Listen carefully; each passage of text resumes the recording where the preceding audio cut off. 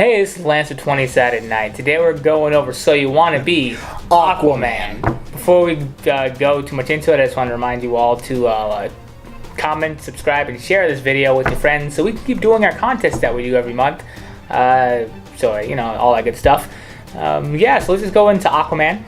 Before we talk too much about his stats and all that good stuff, I just want to say we're making Aquaman in Dungeons and Dragons 5th edition, so all the stats and all that stuff will be set up for that. And we started with the standard array.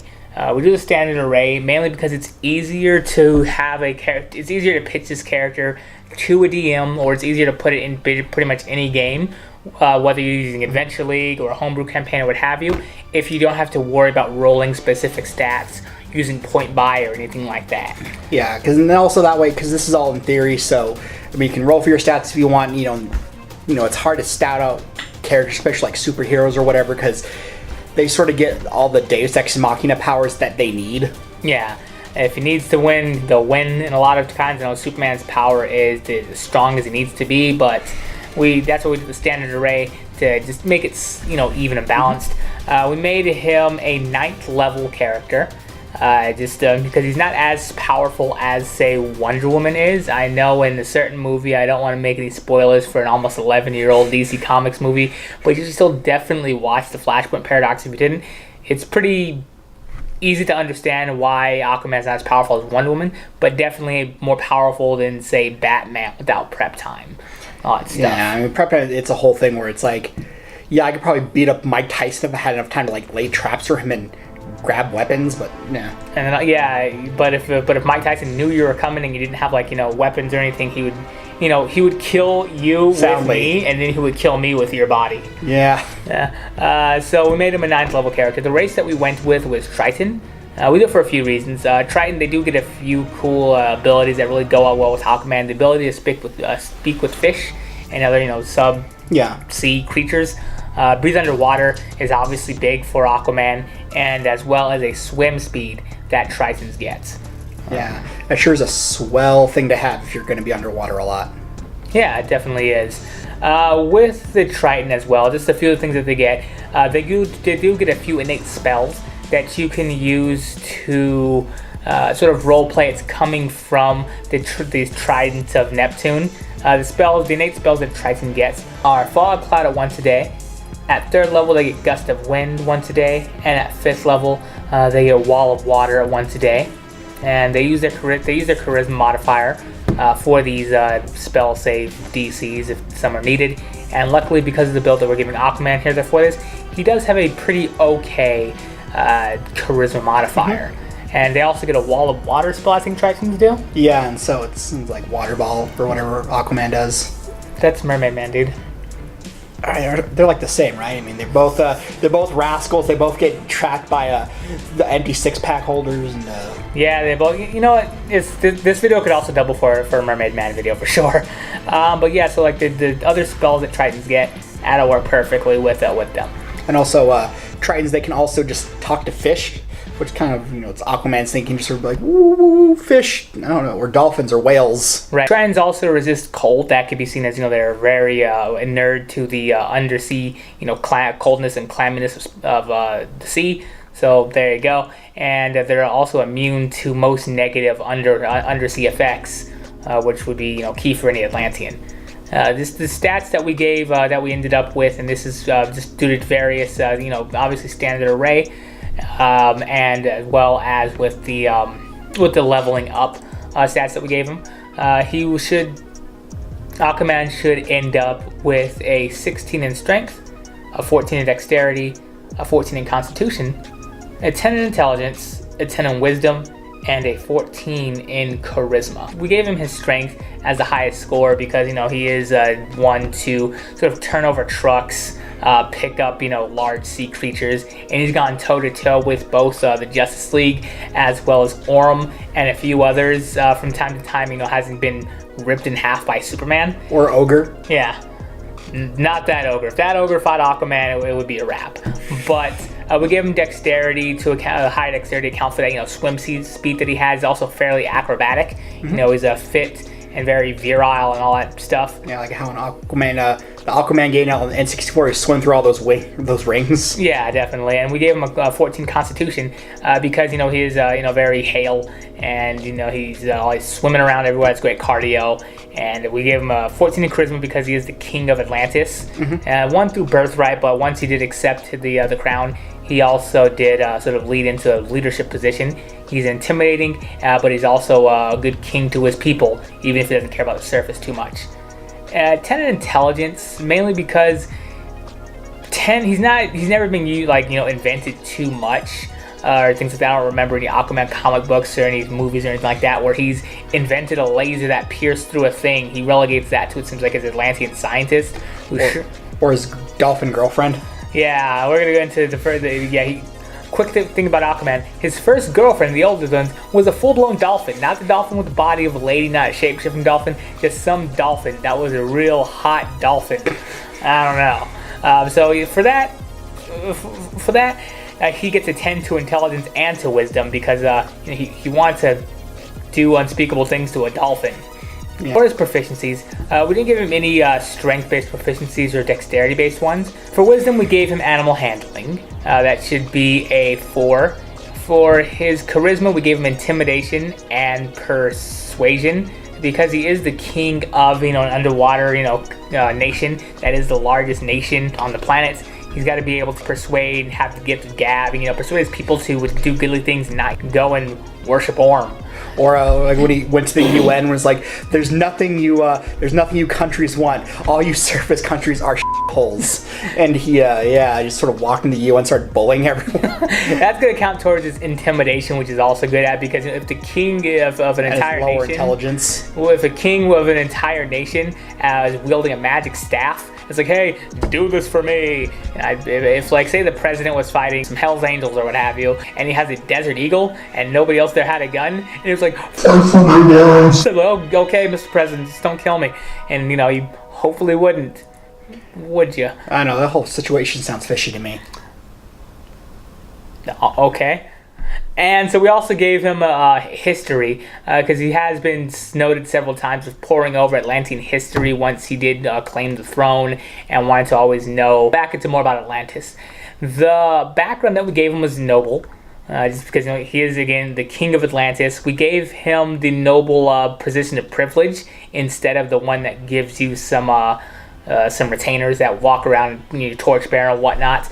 And Major Domo, mainly because he's never really come up with some Atlanteans on the surface being, okay, hold my staff while I punch Ocean Master just my bare hand. It's always just been, hey, I'm going to get invited to the gala. Yeah, the gala or the United Nations, or I'm just going to show up at the Justice League's front door and say, you need me here. So that sort of thing. Does he have Mermaid Man or whoever to carry his stuff? You're thinking Barnacle Boy, but again, they're not the same, okay? Yes, a lot of this would fit. Do you want to redo that? Sorry.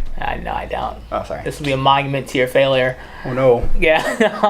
So that's a little bit about his background and his race. We gave him 9 levels, but we split him up into 5 levels of fighter, Battlemaster fighter, and 4 levels of Paladin, Oath of the Crown Paladin. Do you want to talk about Oath of the Crown for a bit? Yeah, so with Oath of the Crown, even though he is technically the king, it's not just I'm loyal to myself, but he is loyal to Atlantis. He does things for the betterment of his kingdom, and so that's why we gave him the Oath of the Crown. So he does have an ability called Turn the Tide. Because he's a fish man? I hate him. So what it does is, every creature that you can see in a 30-foot radius, they do regain 1d6 of health back if they are lower than half their total health point reservoir. And it does speak to how if, the battle's going bad for you, let's say, he summoned a bunch of, sardines or whatever he summons, a bunch of sponges. Bunch of dolphins.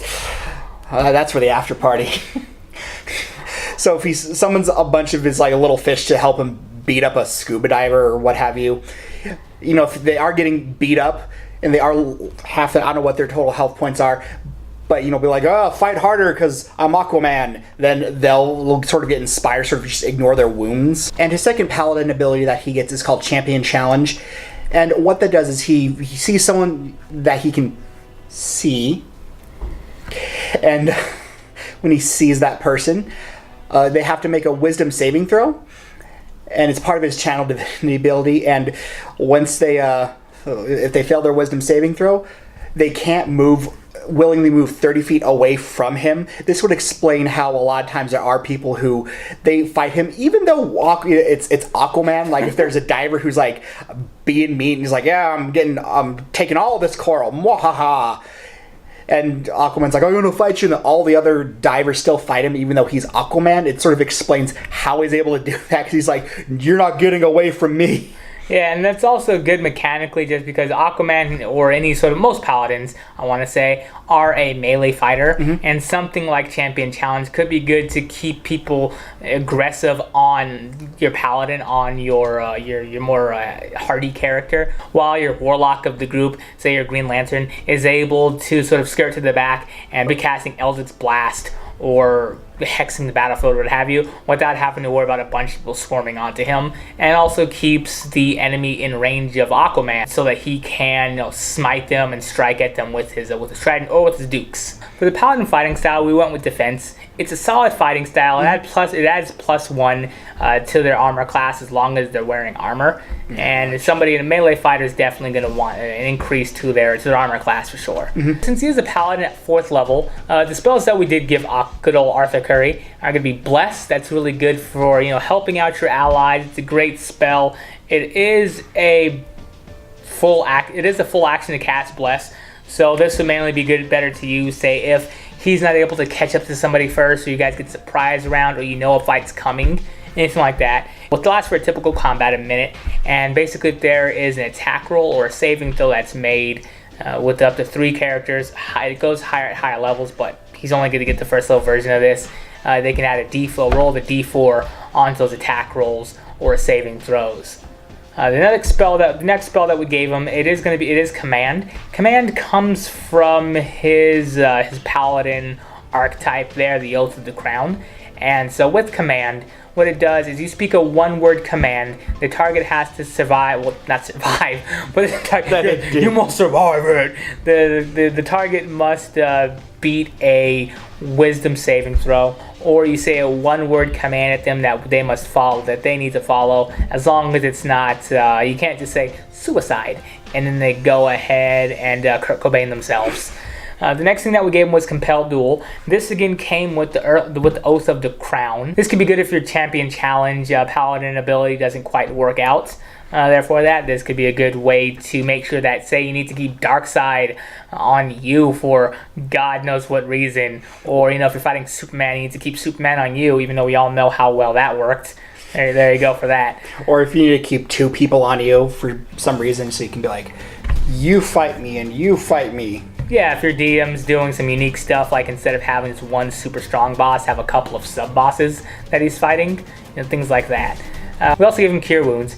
Cure Wounds is great if you need to use it on yourself to give yourself an extra 1d8 plus your spell casting ability modifier and hit points back to just keep yourself in the fight. Or if you do need to heal an ally. Heroism is a really good Paladin spell. Not only do you get immunity to fear for the length of the spell, you also get temporary hit points back at the start of each of your turn. They don't stack, but that can be a great way to keep you or an ally out of danger. People would be enthralled by a heroic presence and want to display some heroism of their own. We also give him Wrathful Smite, because I don't know what Paladin, it won't pick a smite. Yeah, it's like a dumb one. Yeah, so it's a bonus action to cast it, so you can do this, smite. People know how Paladins work by now.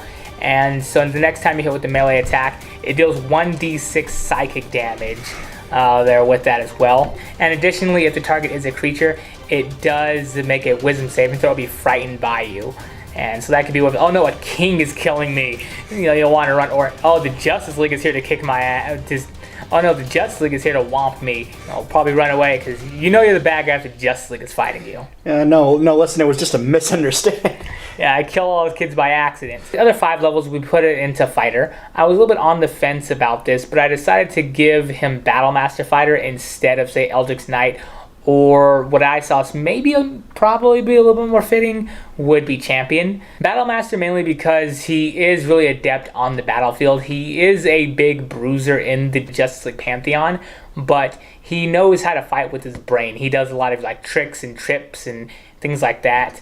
The Battlemaster maneuvers that I gave him were Precise Strike, because he is really easy, able to get in there and make sure that he is able to stab you really well. We also gave him Cleave if he's taking out, a swath of, divers, as you said before, or people from ogre agents or ogres, as well as, listen, as long as it's not that ogre. And Command Ally.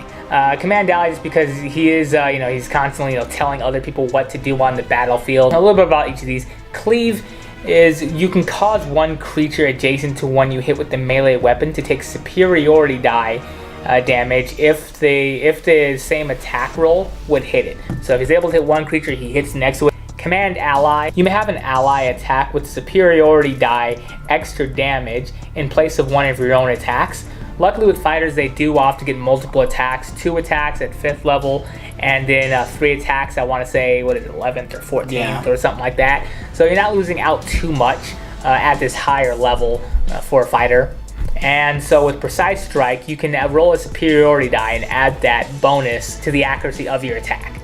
So that way if there is a creature that you really need to hit, it's low health, but it's been really giving you guys a bad time, or if the dice haven't been on your side that session, hopefully the superiority die of extra attack doesn't also land a 1 or a 2. Yeah. We gave, since he is going to be using that trident as his primary weapon, we gave him Great Weapon Fighting. The reason why we gave him Great Weapon Fighting, luckily for the trident, it is a versatile weapon, so it can be used in 2 hands. And so with Great Weapon Fighter, you can reroll 1s and 2s on 2-handed melee weapons. So hopefully this will also make sure that he hits harder when he does hit. If it is a 1 or a 2 with Great Weapon Fighter, you do have to take that 1 or a 2 if the next one you roll is it, but hopefully you're not unlucky all night. Yeah. Rolling a 1, it's like, the fish that got away. I really do hate these. I know it's a bit, but I really truly do hate these. The feat that we gave him was the Toughness Feat, because in Aquaman's lore and stats and mythos and all that, Atlanteans are very hale and hardy, and they are very, inert to the denseness of the sea, and so we makes their muscles tighter, and because they're squashed down more, so they're thicker. Listen, don't worry about they're scientifically thick. Exactly. So one thing that we went with Aquaman was a toughness feat. It does give him a boost to his hit points to give Aquaman the chance to stay in the thick of the fight longer. The languages that we gave him were common because he did spend the beginning of his life, above the sea, go to Arthur Curry. So common's the Lord's language, it's English. We gave him Primordial and Aquan. Aquan because we're gonna say that's the language the language of fish. So it can be like dolphin, I love you. Yeah, that's definitely the language of the fish. And in Primordial, I know those really weird and ancient Atlanteans, that's going to be their tongue. So that covers that. For his equipment, we obviously had to give him scale mail for his armor, because, come on, look at him. Yeah.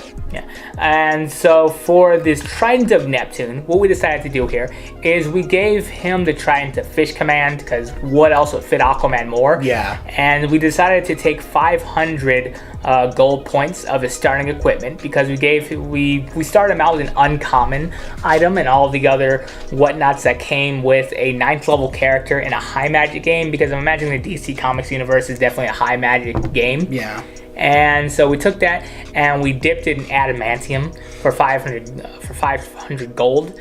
And so with that, it is going to always deal a critical hit when it hits. That could attest to how Aquaman's always just mercilessly knocking people out of the park. Like Black Manta with all his big old power armor thing, or he's just beating up submarines. Yeah, Aquaman has an adamantium trident that commands fish. Yeah. The second part doesn't sound so great, but shut up, it is. Yeah, and because the reason why we thought it would look like, the metal one, because the one of the DMG for that Trident of Fish command looks all gross. It looks like it's made of seaweed and just random crap that you find at the beach. We decided it was Arthur Curry coming, down to Atlantis, and like, oh yes, this is an ancient, badge of office and, symbol of our people and a great magic item. And he's like, this looks gross, and he just found like a vat of adamantium, just went and just dipped it in. And it's like, there, it's less weird. Yeah, because they're like, no, our cultural heritage. It's like, yeah, but now it looks cool. Yeah, again, he's still a man after all, and so not like a gross fish person through and through. We gave him a set of fine clothes. I'm assuming he's not wearing the the goldfish cracker armor all the time. What? He doesn't. He's not just a. Well, when he's not insulting, when he's not going to the UN to just drunkenly insult them, I'm hoping they also like show up on like a suit or find Atlantean regalia, which is it's his goldfish cracker costume, but he's also like staple some squids to it or something. That's what he wears to High Court. The signet ring that's going to just double as the staff of Neptune, because if you see like a big blonde, blue-eyed, Aryan-looking fish guy underwater, you don't like the rest of the ugly fish guys. And he's also carrying a magic trident. Yeah, magic golden, stabby stick. It's like, who's the king? Probably the guy carrying the magic staff, or you'll have to call him king until he leaves. That leaves him with 275 gold left over, and so that about covers his equipment, his class, his race, his stats, all that stuff. So that basically covers all the mechanics of Aquaman. You got the stats, the spells, the race, the class, what items he has, all that good stuff. Why would you use Aquaman in your game? Well, because one reason I use Aquaman is he'd be a little bit different. I've never played a Triton. That might be kind of fun to not drown when your friends are sort of like going over loot and you've been drowned. It'd be nice not like character die because of that. That'd be pretty fun. Yeah, good old Milo. Rest in peace. Rest under that big rock he got left under the rest sea. Rest in pepperonis. But another reason I'd play it as two different ways. I'd play the more serious, gritty, realistic, whatever handsome, whatever version you want to call this new Aquaman. We're like, ooh, look at me. I make Evan think some things sometimes I don't have my shirt on. You could play him like serious like that, or you could play him as the goofy Aquaman from like Super Friends, where he's like getting whomped up by like an empty soda tab thing where it's like, oh no, soda tabs, or he's like, oh, summon whales. Six Pack from Section 8 is probably going to be his arch enemy for playing that version of Aquaman. Yeah, or just someone polluting, like some guy at the beach who, I don't know why you go to the beach with your garbage, like, yeah, I'm going to the beach, but let's take out the trash. Yeah, I'll drive my trash all the way to the beach, or I know I'm at the beach, but also brought all this motor oil. I don't know what I'm doing, so sort of dumping it in the water. You could be beating him up and then giving him a lesson in conservationism while Superman just sort of stands at the back and going, yes, that could be two ways to play Aquaman. That could also be a good way for DMs to either introduce Aquaman if you are playing in, say, the DC Comics universe, or if you are playing an Aquaman type character like a Trident King who is, the Lord of the Seven Seas, and they have a bunch of people who are almost think of him like as a druid, but not, ooh, I'm a druid sort of thing, where he does care about the sea, and say there's a hag coven that is, using their foul witch magic to poison some beachhead or what have you. Putting goo everywhere. Yeah, and so he has to go up and join the adventurers to figure out what cursed magic that these hags are doing, so that people don't keep dying at sea, so that there isn't a war against the ocean. So that could be one way to introduce Aquaman in your game, where he has a quest arc of himself. Another way I'd put this character in the game is maybe, as a character that does say they have been usurped by Orem, or Ocean Master has, driven him out of the sea. He, as well as a few other adventures that he's, either hiring, or if you are running an underwater game that I've never played, but, undersea campaign could be fun. Yeah. They have to go out and, investigate, what's going on. Maybe you could run Orem as an aboleth, or something like that. That's really capturing the hearts and minds, but more particularly the minds of the Atlanteans, and Aquaman and all of the Aqua lads and Aqua woman do have to Aqua lasses. Lasses and Mira. They do got to go out and drive this aboleth out. Does that about cover Aquaman for you? Yeah, that covers it for me. He seems like a real fun character. I want to remind you all to comment, subscribe, and share this video with other people so we can continue making these, and also continue those giveaways every month. Thanks again for watching 20 Sided Night, and bye for now.